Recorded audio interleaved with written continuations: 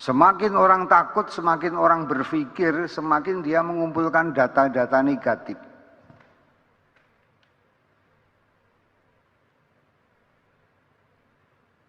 Marilah kita menggambarkan suatu yang indah.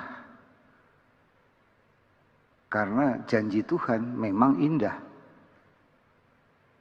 Marilah kita melihat gambaran yang indah bahwa kita adalah anak-anak Allah yang dikasih Allah. Bapak, Ibu, dan saudara sekalian yang dikasih Tuhan, kita tahu bahwa kitab suci ada perjanjian lama dan perjanjian baru. Mengapa disebut perjanjian lama dan perjanjian baru? Sebagian besar tidak tahu mengapa kitab suci adalah suatu perjanjian. Rupanya hari ini kita tahu bahwa perjanjian lama adalah perjanjian antara Tuhan dengan manusia melalui Abraham. Dan perjanjian baru adalah perjanjian Tuhan dengan manusia melalui Yesus Kristus.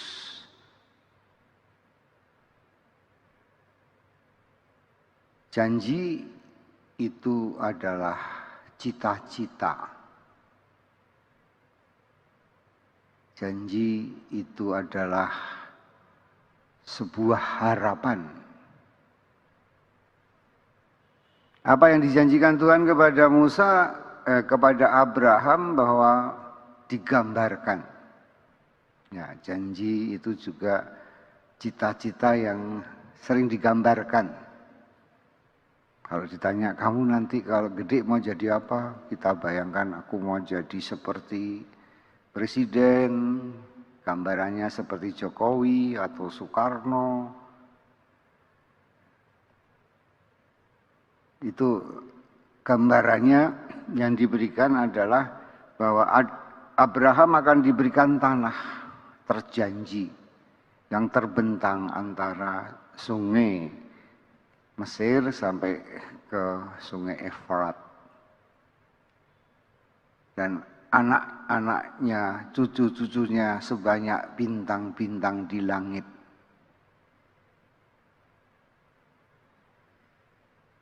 Gambaran keselamatan dalam perjanjian baru, Yesus menjanjikan kehidupan kekal. Seperti apa kehidupan kekal itu? Itulah Tabor. Gambarannya indah. Di atas bukit, Yesus bersama Elia dan Musa dalam kemuliaannya. Dia bertemu dengan tokoh-tokoh yang luar biasa, Elia dan Musa. Tokoh-tokoh mujizat-mujizat, orang-orang ampuh.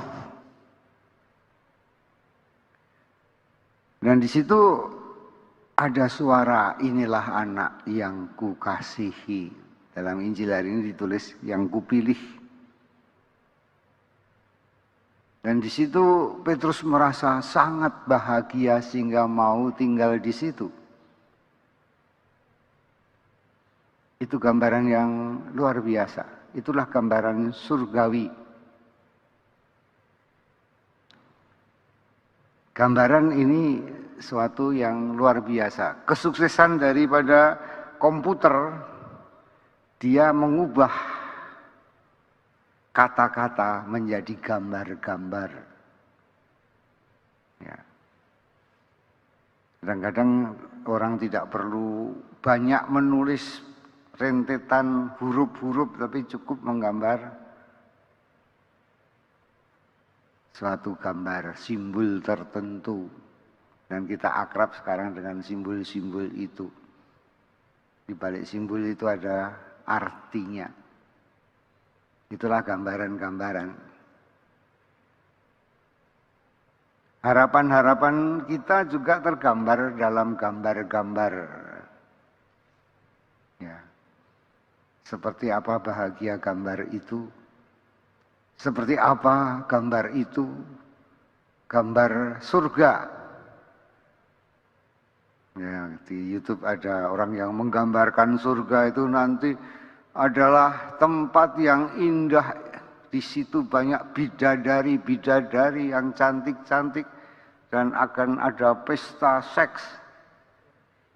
Ini orang gendeng yang menggambarkan surga dengan syahwat. Enak-enak semuanya yang kita inginkan di dunia ini tidak tercapai di surga. Tapi Tabor memberikan gambar yang indah pada saat ini tentang kehidupan abadi. Dan Anda boleh menggambarkan itu sebagai janji Tuhan. Ya, bahwa itu akan terpenuhi. Bapak, Ibu, dan saudara sekalian, pengaruh gambar itu sangat besar ternyata. Sehingga ada orang membuat yang disebut logoterapi.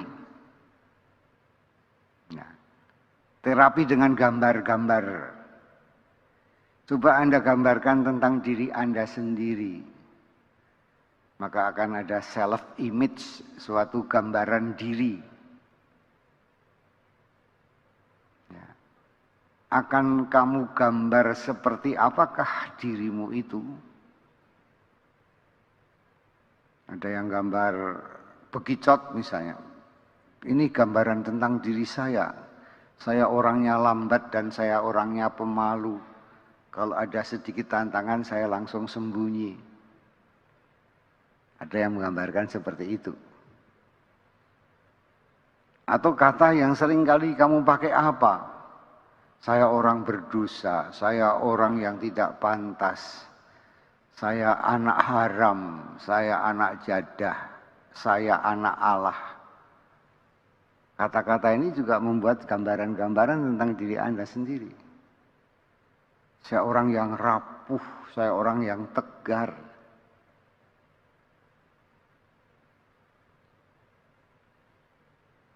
Dan itulah seringkali menentukan gambarnya. Itu karena itu suatu cita-cita, suatu janji. Nah, suatu janji. Kalau saya banyak ketemu orang-orang sakit, kepengen sembuh. Kamu kepengen sembuh, coba kamu gambarkan kesembuhannya seperti apa. Kebanyakan yang terjadi mereka tidak menggambarkan kesembuhan, tetapi yang digambarkan adalah penyakit.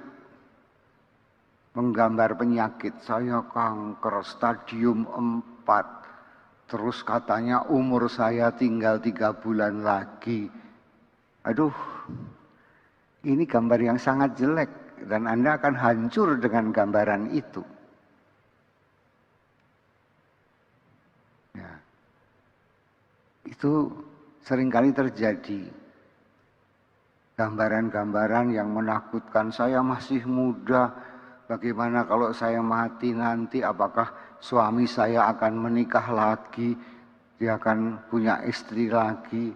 Bagaimana anak-anak nanti? Aduh, kasihan itu gambaran-gambaran. Dia sudah membuat skenario untuk sinetron yang sangat negatif tentang dirinya. Bagaimana dia menggambarkan orang lain? Gambarkan anaknya, anak saya ini bodoh, malas. Nah, gambaran ini sungguh akan membuat janji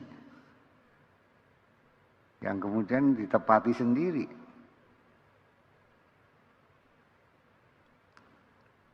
Ada cerita yang sangat menarik dari seorang yang cripple, yaitu kakinya kecil sebelah dan pendek sebelah, maka kalau jalan itu gonjang-ganjing. Tapi dia itu kemudian membuat suatu niat, saya akan sembuh, saya akan baik. Dia setiap hari berdiri di depan kaca, mengkaca dirinya dan membayangkan bahwa kaki saya akan sama. Saya akan berjalan normal, saya akan berjalan gagah seperti tentara. Bertahun-tahun dia lakukan dan suatu hari ternyata gambaran itu menjadi nyata.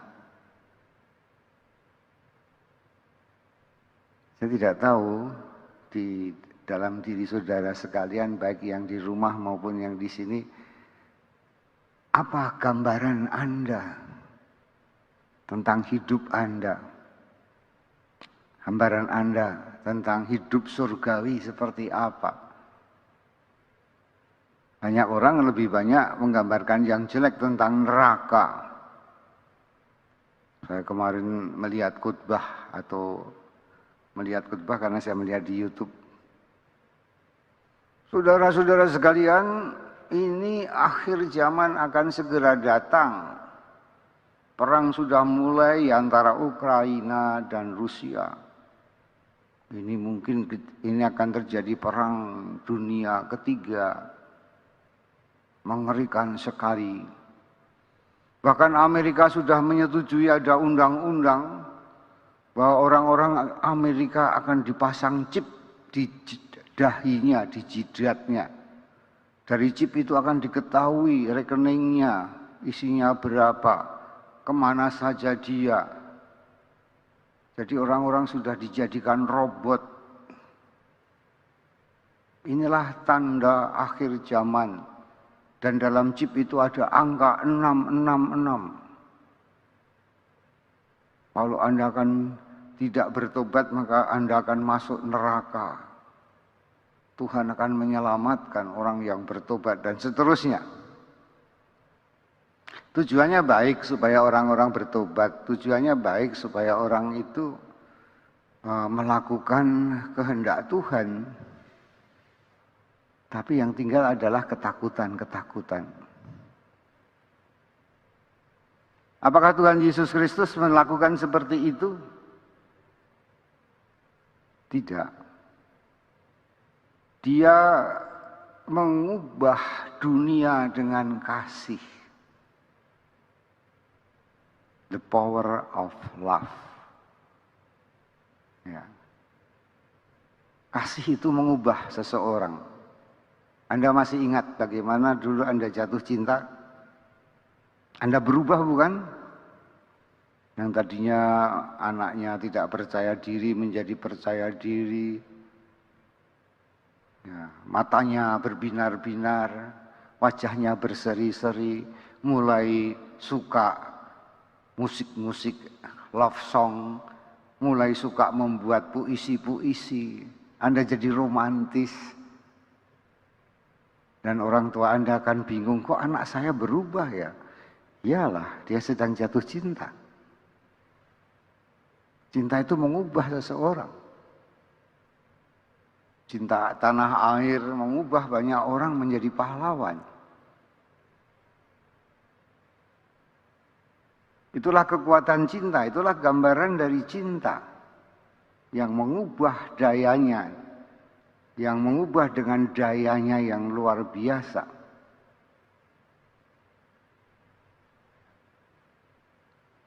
Jadi gambaran apa yang ada pada saudara sekalian? Tuhan Yesus menawarkan dan menjanjikan kepada kita gambaran mulia adalah tabur. Maka di gereja kita ini di belakang, di atas pintu masuk sana ada 3 kaca patri. Musa, Elia, dan Yesus. Itulah tabur.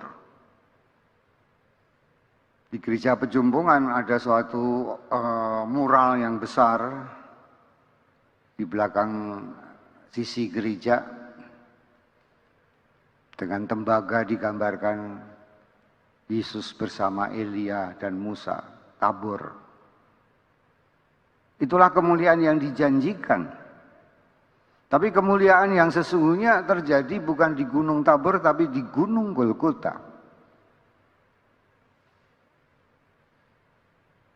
Ketika Yesus ditinggikan dari atas bumi, maka dia akan menarik semua orang datang kepadanya.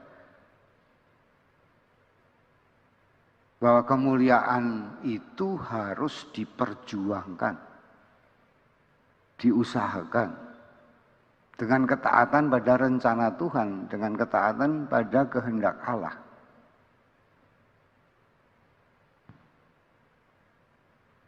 Maka saya selalu membuat gereja, paling tidak Pejompongan dan di sini gambarannya adalah dari puncak Tabor menuju puncak Golgota.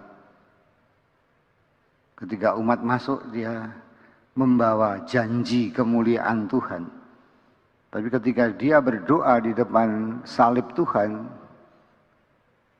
itulah suatu perjuangan terus-menerus untuk berani melalui jalan salib menuju kebangkitan.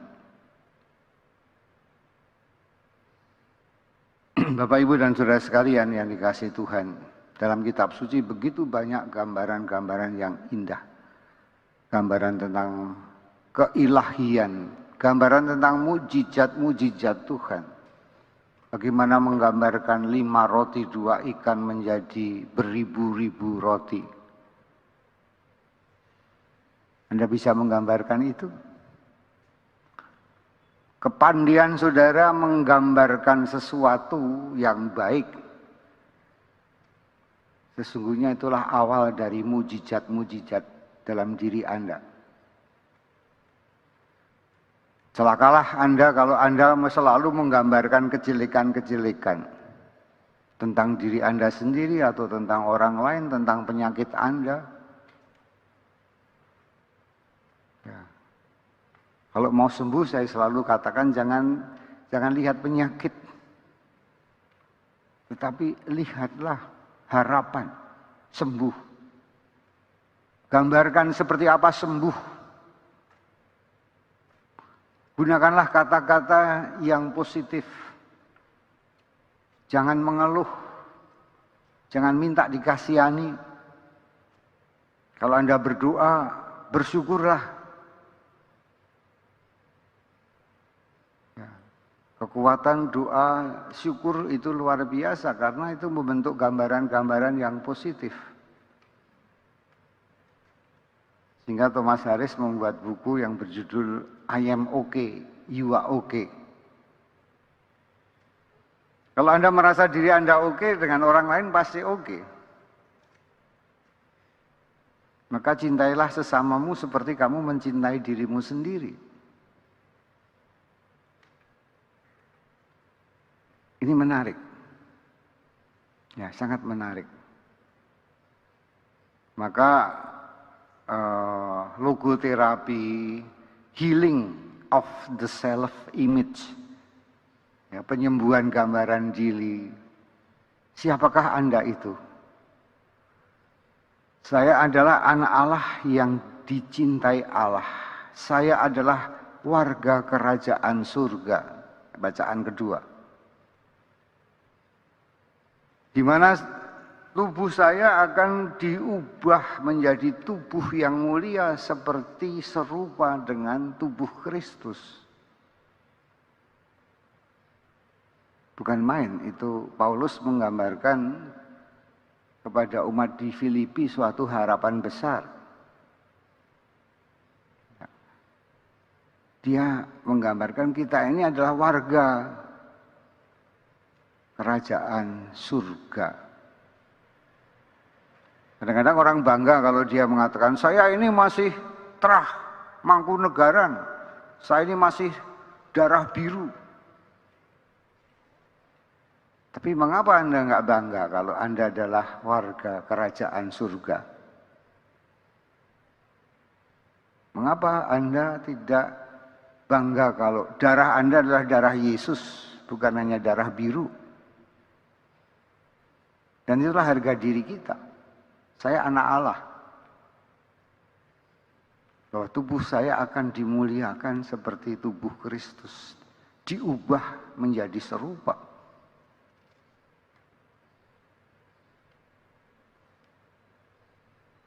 Bapak, Ibu, dan saudara sekalian, saya baru sadar ya, bahwa banyak orang ini tidak mudah menggambarkan yang positif. Mengapa? Karena banyak orang sebetulnya takut, diwarnai oleh ketakutan-ketakutan. Coba sekarang Anda sekarang lihat begitu banyak orang yang takut dengan COVID. Dan terus-menerus bicara tentang COVID. Dan gambarannya apa? Semakin orang takut, semakin orang berpikir, semakin dia mengumpulkan data-data negatif.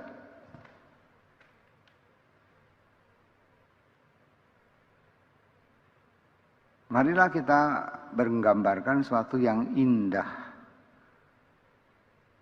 Karena janji Tuhan memang indah. Marilah kita melihat gambaran yang indah bahwa kita adalah anak-anak Allah yang dikasih Allah. Marilah kita menggambarkan bahwa kita akan dimuliakan bersama Musa, bersama Elia, bersama Tuhan Yesus. Saya yakin kalau Anda mulai menggambarkan hal-hal seperti itu, maka Anda akan berteriak seperti Petrus, alangkah bahagianya kita hidup di sini. Kalau saudara mengatakan seperti itu setiap hari mempunyai gambaran positif, maka mujizat-mujizat akan terjadi dalam hidup Anda. Mujizat tidak akan terjadi kalau Anda mempunyai gambaran yang negatif. Anda tidak siap untuk menerima mujizat Tuhan. Meskipun didoakan terus-menerus.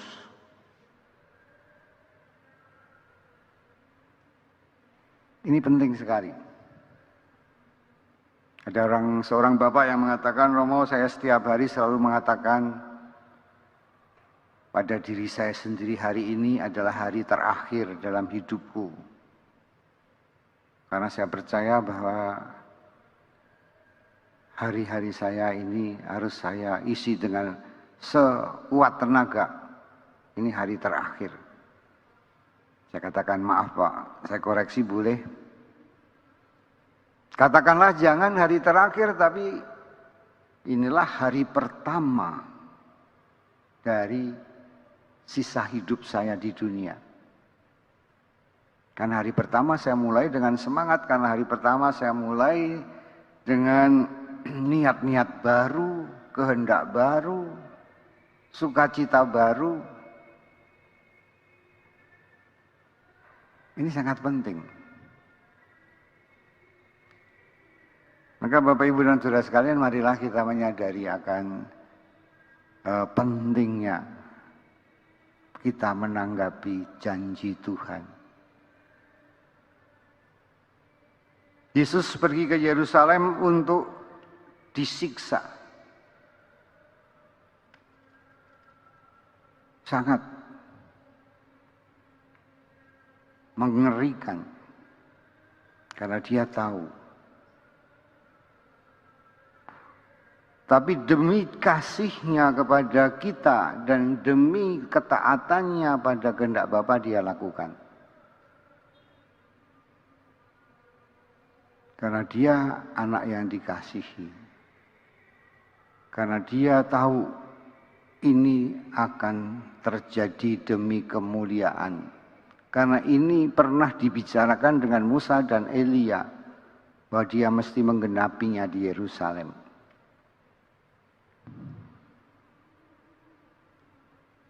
Kekuatan kita ketika kita menderita adalah suatu gambaran, kenangan yang indah, kenangan akan cinta, keyakinan akan cinta.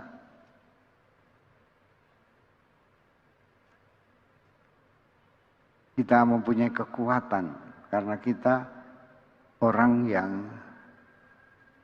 mempunyai gambaran positif, gambaran yang indah, gambaran dicintai, gambaran yang mulia, gambaran tentang kebahagiaan, gambaran tentang hidup yang abadi.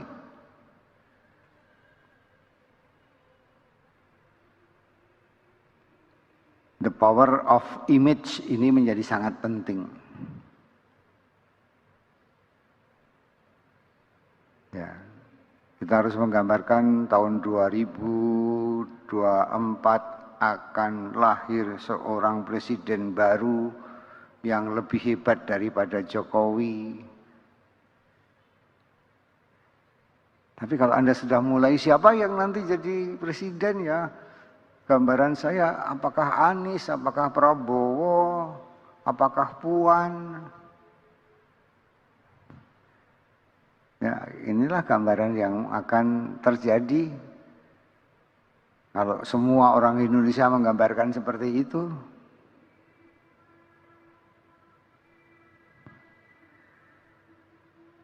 Maka jadilah seorang yang sungguh memberikan pengharapan bagi dunia yang dihancurkan oleh orang-orang yang menghancurkan harapan. Jadilah orang-orang yang mempunyai gambaran-gambaran positif dalam kehidupan ini, sehingga kita memberikan energi cinta. Orang-orang yang dalam kasih Tuhan selalu mempunyai harapan-harapan yang baik. Gambaran tentang kemuliaan, gambaran tentang kebaikan. Ya. Kadang-kadang saya sebagai orang Jawa itu merasa baik juga. Kenapa? Orang Jawa selalu menggambarkan, merubah gambaran yang jelek itu dengan gambaran menjadi positif. Ketabrak motor, untung hanya lecet, masih hidup. Kakinya patah satu, untung hanya satu. Kalau dua-duanya mati, kemudian untung jenazahnya masih diketemukan. Serba untung kan? Tidak ada gambaran, wah sial kaki saya hilang satu. Salah satu mungkin contoh yang menarik. Ya. Mari Bapak Ibu kita percaya bahwa Tuhan ya, juga mempunyai gambaran yang baik tentang diri kita. Andai kata Tuhan mempunyai gambaran jelek tentang diri kita, Anda sudah dihancurkan. Tapi lihat Tuhan mengatakan, engkaulah anak yang kusayangi. Ya. Ketika dibaptis, kata-kata itu muncul ketika Yesus dibaptis. Inilah anak yang kusayangi. Ketika Anda dibaptis, Tuhan mengatakan, inilah anak yang kusayangi. Di hadapan Tuhan, kita adalah anak-anak yang dicintai. Dan Tuhan mempunyai gambaran yang indah tentang diri kita, rencana yang indah tentang diri kita. Seperti banyak orang tua juga mencita-citakan anaknya nanti akan menjadi seperti apa. Baik kita berdoa di hadapan Allah dengan gambaran-gambaran yang indah, dengan cita-cita yang luhur, dan dengan percaya akan janji Allah. Harapan kita akan hidup abadi. Kita berdiri, kita menyatakan iman kita.